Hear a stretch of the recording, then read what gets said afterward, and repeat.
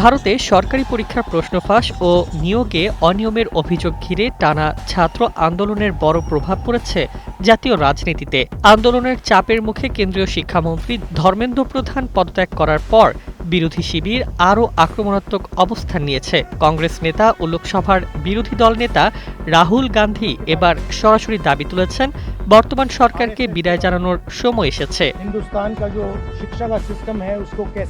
আন্দোলনরত শিক্ষার্থীদের সঙ্গে বৈঠকের পর রাহুল বলেন, শিক্ষামন্ত্রীর পদত্যাগ একটি গুরুত্বপূর্ণ সাফল্য হলেও আন্দোলনের মূল লক্ষ্য এখনো পূরণ হয়নি। তার দাবি, প্রশ্ন ফাঁসের ঘটনায় শিক্ষার্থীদের কাছে প্রধানমন্ত্রী নরেন্দ্র মোদীর প্রকাশ্যে ক্ষমা চাওয়া উচিত। পাশাপাশি আন্দোলনের সময় শিক্ষার্থীদের ওপর হামলার অভিযোগে দায়ীদের বিরুদ্ধেও কঠোর ব্যবস্থা নিতে হবে। এভাবেই কোটি কোটি মানুষের ঘরে দেশ জুড়ে ফ্রিজ একটাই, ওয়ালটন।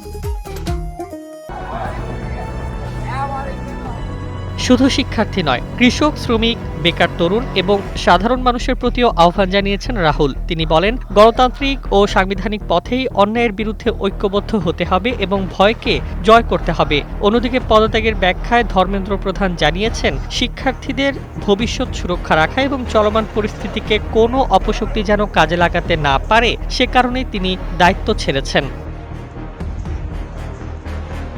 এদিকে আন্দোলনের নেতৃত্ব দেওয়া ককরোচ জনতা পার্টির প্রতিনিধিদের সঙ্গে সরকারের উচ্চ পর্যায়ের বৈঠকের পরপরই শিক্ষামন্ত্রীর পদত্যাগ নতুন রাজনৈতিক জল্পনা তৈরি করেছে। সিজিপির প্রতিষ্ঠাতা অভিজিৎ দীপক দাবি করেছেন, সুপ্রিম কোর্টের প্রধান বিচারপতির একটি বহুল আলোচিত মন্তব্য থেকেই এই ছাত্র আন্দোলনের সূচনা।